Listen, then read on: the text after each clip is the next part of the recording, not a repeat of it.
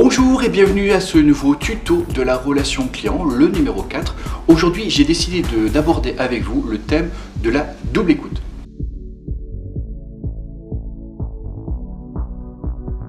Double écoute, vous allez me dire c'est quoi? Alors, en centre d'appel, parce que là c'est la relation client digital, en centre d'appel, le prestataire, le client a besoin de respecter des process, des procédures.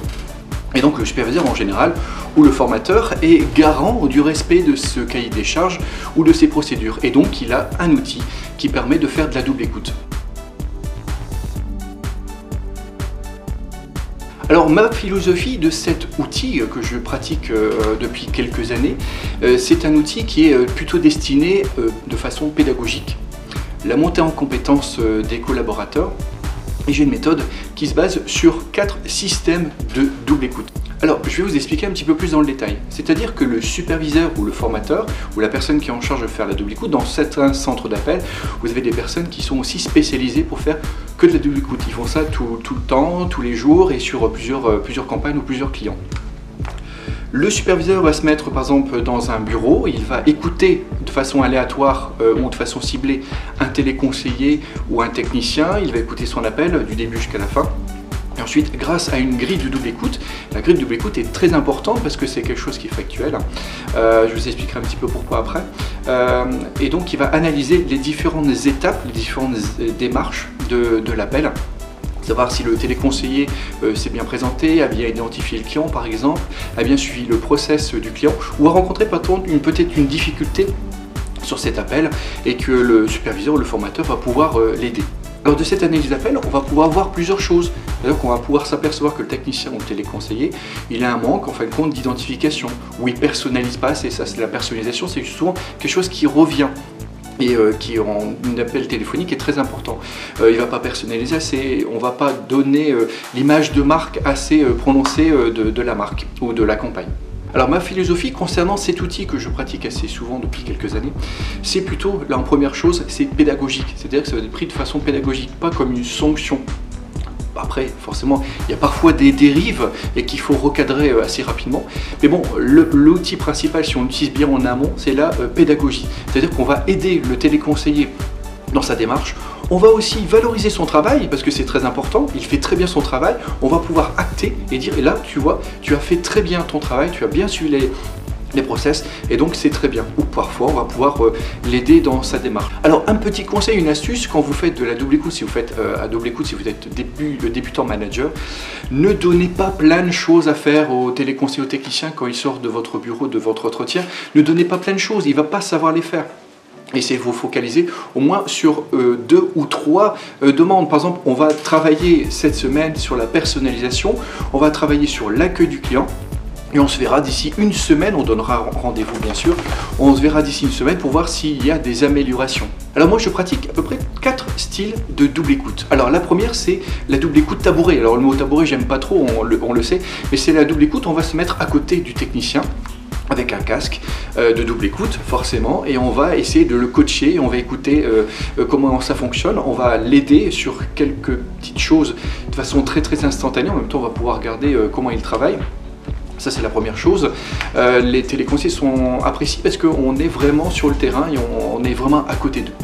La deuxième chose, c'est dans un box ou dans un bureau, comme je vous disais tout à l'heure, c'est qu'on va prendre un appel au hasard, on va dire au téléconseiller technicien, écoutez, prenez un appel vraiment au hasard et on va l'écouter, on va l'analyser ensemble. On va s'aider de la grille de double écoute. La troisième chose, c'est quelque chose qui ne se fait pas souvent, mais qui est très bien. C'est quand le téléconseiller ou le technicien, vous l'avez vu assez régulièrement, vous l'avez demandé par exemple de se focaliser sur la personnalisation, il va vous demander de l'écouter parce qu'il aura fait un effort et dit bah, tu vois sur cet appel là j'ai personnalisé, on a utilisé une méthode tout à fait différente. Qu'est-ce que tu peux me dire? Est-ce que le superviseur, tu peux me dire si tu as bien fait le travail, si j'ai bien fait le travail? Et donc on va valoriser son travail, on va dire bah, oui effectivement c'est ça, ou on va faire quelques petits réglages. La quatrième chose, c'est quelque chose aussi que quand c'est fait, c'est très bien, c'est très efficace, c'est que le téléconseiller va rencontrer un appel difficile. Il va venir vous voir parce que vous avez de la crédibilité, et ça c'est important. Et vous avez la crédibilité et la confiance en vous, ça c'est très important dans la double écoute. Il a la confiance, donc il va venir vous voir. j'ai eu un appel difficile, est-ce qu'on peut l'analyser ensemble? Il va savoir qu'il n'y a pas une sanction, à moins qu'il ait raccroché au client ou qu'il ait dit des choses qu'il ne faut pas. Ça, on va mettre de côté pour l'instant. Il va dire, ben là tu vois, j'ai rencontré une difficulté, j'ai pas été assez objectif dans mon appel, j'ai pas su placer mon enquête de satisfaction à la fin. Et donc il va venir vous demander de l'aide, et là c'est pas mal quand même pour un manager. Un technicien ou un téléconseiller vous demande de l'aide parce que vous avez travaillé sur certaines choses, et dans ces cas-là, vous allez pouvoir l'aider. Et c'est valorisant. Alors pour résumer, pour la double écoute, j'espère que vous avez compris le principe. Alors il faut que ça soit personnalisé, c'est-à-dire que c'est du one-to-one, c'est une personne, un manager par un téléconseiller ou un technicien. C'est façon aussi pédagogique, ça c'est très important, on va pouvoir faire évoluer. C'est factuel parce que vous allez prendre une grille de double écoute et vous allez pouvoir la constituer si vous voulez. Alors si vous n'avez pas de grille de double écoute et vous avez besoin des idées, j'ai quelques grilles de double écoute plus ou moins complètes ou plus ou moins petites, light ou très grandes grilles de double écoute avec beaucoup de critères. Si vous avez besoin, n'hésitez pas à mettre un commentaire et je vous en passerai quelques-unes. Et donc c'est très important, donc factuel, c'est-à-dire que vous allez prendre vous allez acter une performance, une note, vous allez dire, ben là tu vois, il y a 2 mois tu étais à ce niveau-là, il y a un autre mois tu as progressé, ou on a besoin de travailler encore certaines choses, ou on a besoin de faire des formations, parce que c'est aussi ça qu'on peut voir si on a besoin des formations. Ensuite aussi cet entretien de double écoute, vous devez le mettre dans le temps, vous devez dire, allez on se voit pendant 30 minutes ou 1 heure, à peu près en 1 heure en général, c'est ce qui est nécessaire. Ou en coach de proximité, une double écoute tabouret, vous dites bah là je me mets 1 heure à côté de toi et on analyse. On met la règle du jeu dès le départ, mettre la règle du jeu, c'est très important également dans ce système. Voilà, ce tuto de la relation client est terminé sur le thème de la double écoute, et j'espère que ça vous a aidé, vous avez pu prendre quelques conseils, et même pour les personnes qui ne connaissent pas le métier des centres d'appel, ça vous a appris certains moyens de pouvoir analyser le travail de chacun des téléconseillers ou des techniciens. N'hésitez pas à mettre un pouce bleu en haut, vers le haut, en bas de la vidéo, comme dirait Jérémy au passage. Salut Jérémy. N'hésitez pas à partager également la vidéo et de mettre des commentaires. Et si vous avez des idées ou des besoins dans la relation client, n'hésitez pas à me faire la demande. Vous êtes de plus en plus nombreux à vous être abonnés à ma chaîne. Faites-le partager, ça serait sympa. Merci à vous. Très belle journée, et la relation client digitale vous remercie, et soyez malins. Au revoir.